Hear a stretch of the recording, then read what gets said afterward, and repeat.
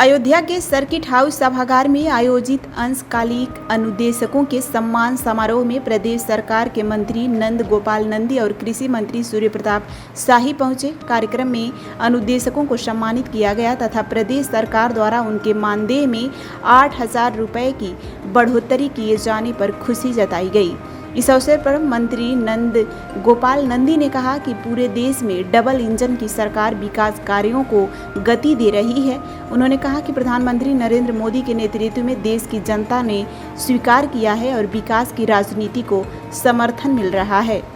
नंदी ने विपक्ष पर तुष्टीकरण की राजनीति करने और सनातन धर्म का अपमान करने का आरोप लगाया। उन्होंने कहा कि विपक्ष में घबराहट की स्थिति है क्योंकि जनता विकास और सुशासन के साथ खड़ी है।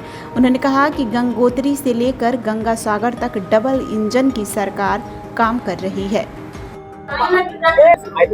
ये बहुत ही दुर्भाग्यपूर्ण है और समाजवादी पार्टी हमेशा जातियों में बांटने की कोशिश और अभी तक फूट डालो और राज करो के राजनीति को करती आई थी।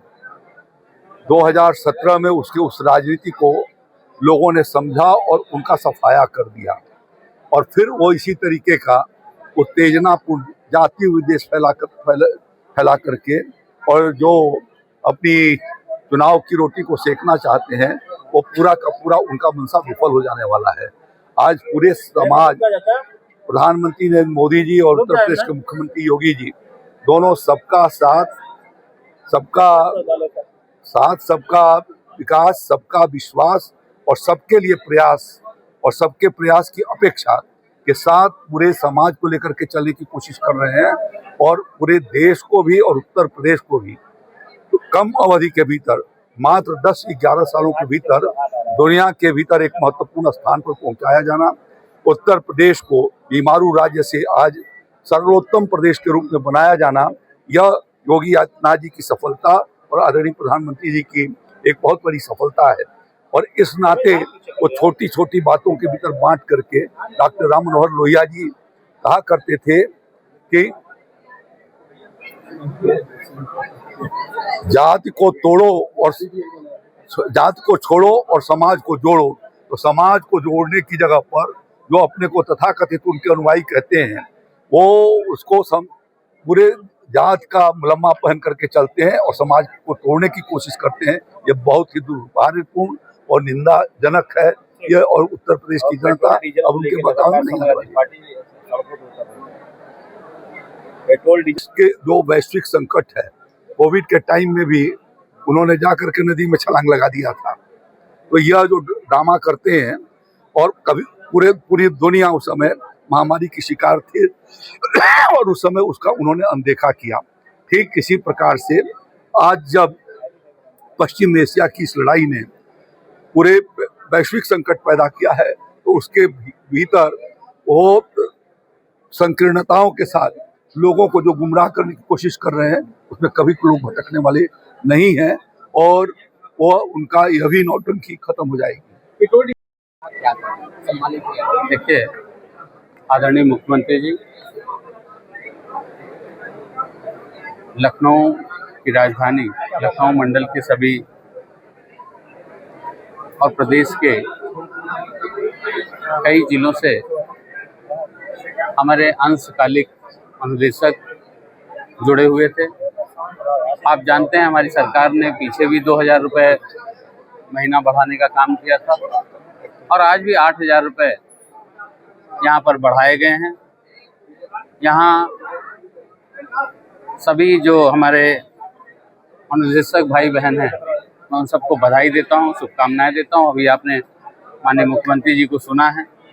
माननीय मुख्यमंत्री जी ने खुले दिल से इनकी प्रशंसा की है, इनको प्रोत्साहित किया है, इनको उत्साहित किया है कि और मन लगा करके ये काम करें।